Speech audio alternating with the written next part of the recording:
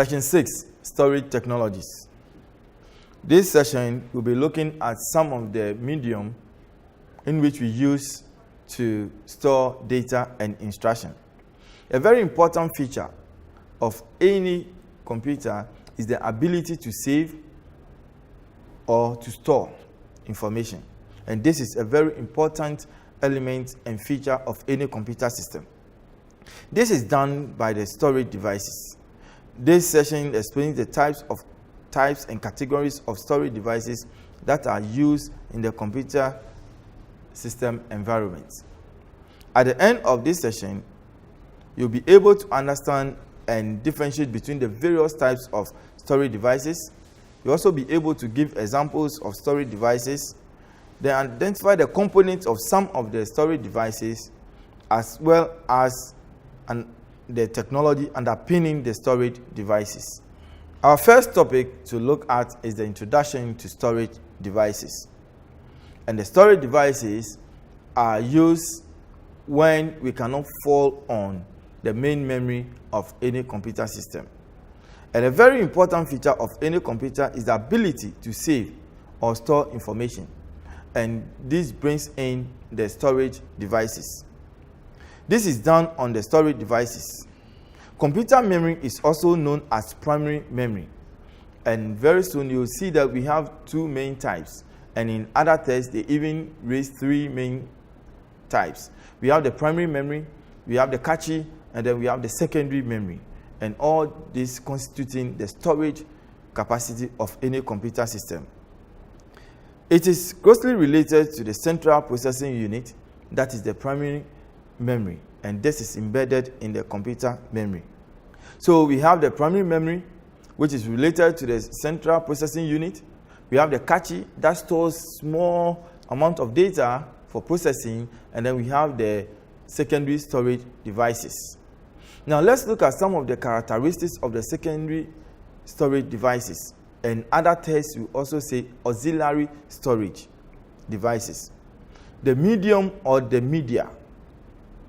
For any storage device, it is important to have the physical material that will hold the data and then the program. So when you take the CD, for instance, you can fill the CD, the pack, the material. When you take a mobile hard disk, you can touch the case. When you take a pen drive, there is a medium keeping the data and instruction. And that is the medium in which the data and instruction will be saved. Storage devices are not in vacuum, and therefore they demand and they need medium that will hold the data as well. For any storage device, we can talk about the capacity. That's why we say 1 gig, 2 gig, 4 gig, 8 gig, 16 gig, 32, 64, and even 1 terabyte. That is the capacity.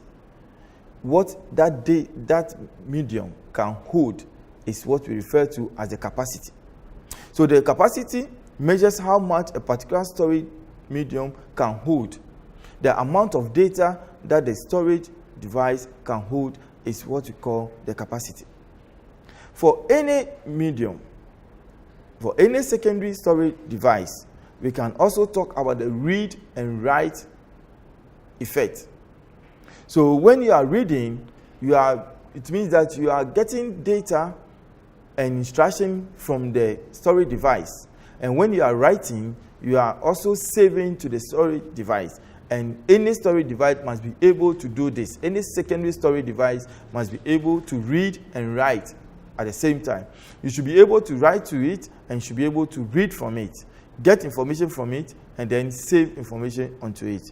And then the access speed or access time. That is the time that is used to retrieve information and data on that storage device.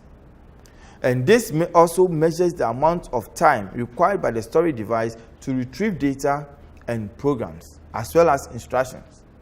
So when you have a storage device that takes so long to retrieve data from, then it means that it has a problem with the access speed or the access time. It must be very fast so as to get the information that you need from the system. The next topic that I want us to look at is the magnetic disk. The magnetic disk is a storage device that uses a magnetization process to write, rewrite, and access data. It is covered with magnetic coating and stores data in the form of tracks, spots, and setters. Some of the examples that I'll be talking about are the hard disk, the zip disk, and then the floppy, as well as the magnetic disk. Now, the commonest and simplest form of the magnetic disk is what we call the floppy disk. It has been used over and over again, and now it's becoming obsolete. It has a capacity of 1.44 megabytes, and they are very reusable. You can use and use them over and over again, just that they are now fading out from the system. For any floppy disk, you can see this writing that reads the 2HD, indicating that it's a double size and then, of course, of high density, and could be both sides could be used. The magnetic disks always make use of setters and tracks. So once they are formatted, the tracks and setters are all formatted and then prepared for storage, and they can be used over and over again. Data and programs as well as instructions are saved on tracks as well as the setters. And when one track and setter is full, then it will move to the other till all the disks, the magnetic disk, is exhausted. There are higher capacity disks, higher than that of the floppy disks. And a typical example is the zip disks. We also have the super disks, and then we have the high FDs, and these are all higher capacity floppy disks. These are also used for backup purposes. Certain organizations use the floppy.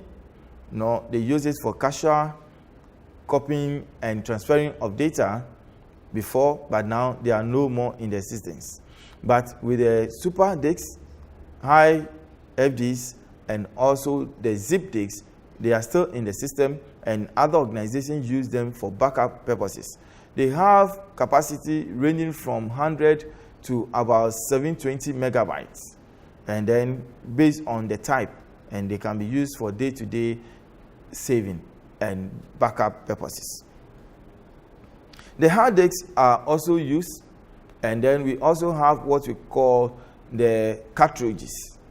The hard disk cartridges are the mobile hard disks that we convert the original hard disks to, which serves as a complement to the main hard disks in the computer system.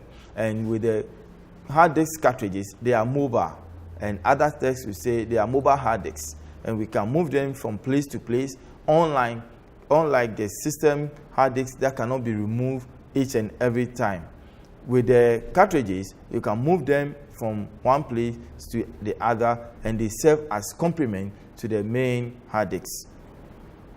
We also have the PC size cards, which are also used in notebooks, I'm talking about laptops and other related systems. Another important magnetic disk is hard disk packs, and these are not very common with us here, but are used by big institutions to save data, and this is what we call the hard disk packs. You can see an example. They are not very common, very expensive, and are used by big organizations to store data. The next topic I want us to turn our attention to is the optical disk. We have looked at the magnetic, and then we also want to look at the optical disks and see the differences and then the similarities. With the optical disks, we are operating on a technology called optical and using a laser technology to provide storage. So for optical technology, the emphasis is on the laser technology and using it to store high capacity data or give high capacity storage. Basically, we can talk about CDs and DVDs. And for the CDs, we are talking about compact discs, And then for the DVD, we are talking about digital versatile discs. And these are all examples of optical discs. For now, the CDs are making way for the DVDs because of the capacity constraints. The maximum capacity of a CD will be 1 gig. They used to be 650 megabytes, and then when they are formatted, we lose a little space, and the maximum will be about 1 gig. But with the DVDs, we're having a very huge capacity, and they can save and store a lot of materials at a go. There are basically 4 main types of compact discs. I'm talking about CDs. We have the read-only CDs, write ones, rewritable, and then picture and photo CDs. For read-only CDs, these are CDs that cannot be written to, but you can access the content of that CD. For example, if you purchase any device, it comes with a CD. This CD, you can read from that CD, but you cannot alter the content of that CD. And this is an example of a read ones or read-only CDs. For the read-only CDs, they are also sometimes termed as CD-ROMs because the content cannot be altered. The next category of CDs is what we call the write ones. With the write ones, you have the opportunity to write to the CD. Once you write to the CD, you cannot alter the content of the CD any longer. And this is what we call the CD recordables. So when we are talking about CD recordables, we are talking about a CD that you can write once, and after that, you cannot alter the content. You cannot change, you cannot delete, you cannot update. It's written once and for all. And then there is another type that we call the rewritable CDs. The rewritable CDs. With these rewritable CDs, you can write to, you can read from, you can update it, you can delete, and you can do so many things. In fact, some students even use the rewritable CDs as their pen drives and like any other secondary storage devices, because they can write to it, they can read from it, they can update, and they can do so many things. And then lastly, we have the picture and photo CDs. With these picture and photo CDs, they are used basically for images. And once you save onto a picture CD, you cannot update it any longer. But when you save to a photo CD, it will give room to update as at when you have more pictures or still pictures to update. And these are the 4 main types of CDs. Closely related to the CDs are the DVDs. And with the DVDs, we are also talking about 3 main types. We are talking about the read-only, write ones, and also the rewritable CDs. The read-only DVDs, we are talking about DVD-ROMs, and you can also not alter the content. You can only read from the ROM, the DVD-ROM. You cannot alter the content. Now, again, with the write ones, we are talking about the recordable DVDs. And it will give you the opportunity to write to the DVD. And then once you write or you burn to the DVD, you cannot alter the content any longer. And of course, we have the DVD-R, DVD-R+, and even we have what we call the DL, standing for double layer. And then the third category of DVD is what we call the rewritable. And with the rewritable, you can write to it, you can alter it, you can do so many things to it, because it will give you the access to write, it will give you the access to read, and you can manipulate it in different ways. And these are the 3 main examples of 3 main types, categories of DVD, like the CDs. The CDs, we have 4 different types, and then the DVDs, we have 3 different types. There are other types of secondary storage devices, like the solid state, that we can talk about the memory chip, memory stick, We have what we call the pen drives and all this. They are also part of the secondary storage devices.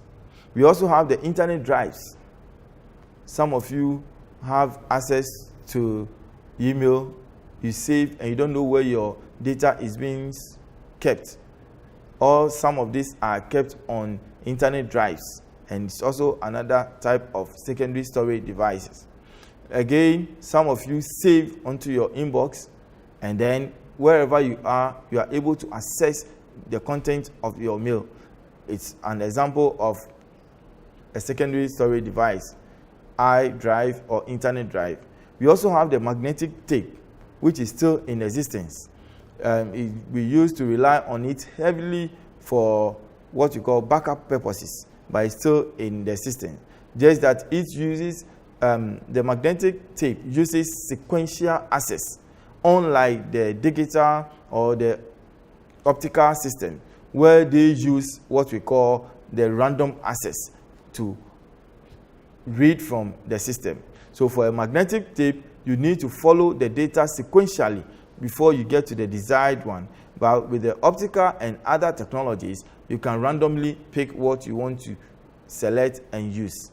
The Blu-ray technology is new in the technological world and it's trying to do two things to optical technology or laser beam technology.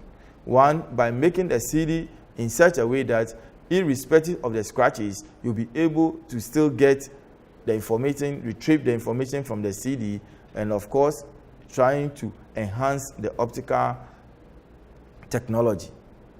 This is where I'll bring the storage technologies to an end, and then we'll continue shortly with the next session. Now, there are a few references that you need to look at and be abreast with the topic.